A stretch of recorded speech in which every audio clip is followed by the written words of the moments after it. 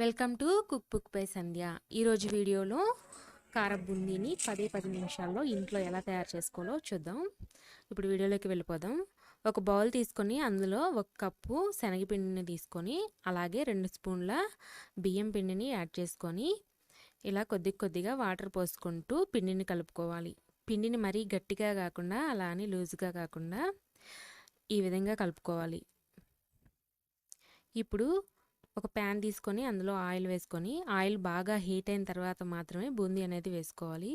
ఇలాంటి బూందీ గరిటె ఒకటి తీసుకొని కడాయి పైన ఇలా పెట్టుకొని పిండిని వేరే గంటితో తీసుకొని ఇలా బూందీ గరిటెలో వేసి ఇలా దోశ తిప్పినట్లు తిప్పితే బూందీ అనేది పర్ఫెక్ట్గా పడుతుంది.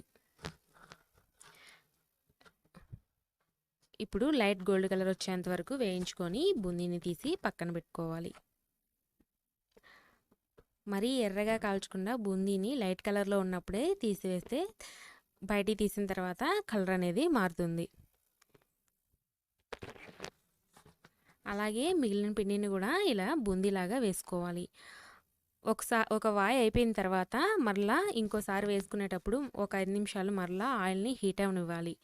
అప్పుడే బూందీ అనేది పర్ఫెక్ట్గా వస్తుంది. పిండి వేయగానే బూందీ అనేది కిందికి వెళ్ళి పైకి తేలేటట్టుగా హై ఫ్లేమ్లోనే ఉంచుకోవాలి. ఇలా బూందీ అంతటిని కూడా వేసుకున్న తర్వాత ఇప్పుడు ఇదే ప్యాన్లో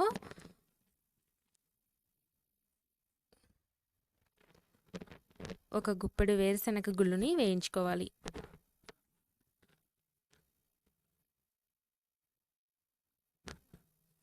వేరుశనగ గుళ్ళు వేగిన తర్వాత అలాగే ఒక 2 రెమ్మల కరివేపాకును కూడా వేయించుకోవాలి. ఇప్పుడు ఈ రెండింటిని కూడా బూందీలో వేసి కలుపుకోవాలి.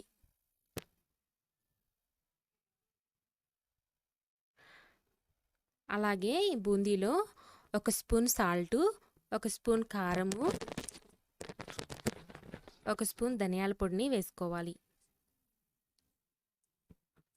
ఈ 3 కూడా మొత్తం కలిసేలాగా తిప్పుకోవాలి. ఇంతే అండి, చాలా ఈజీ అండ్ సింపుల్ రెసిపీ.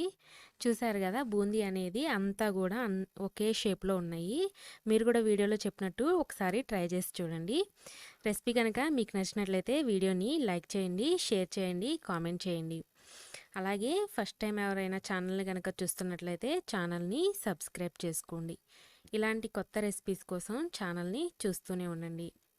మరో కొత్త రెసిపీతో మీ ముందుంటాను. అంతవరకు బాయ్.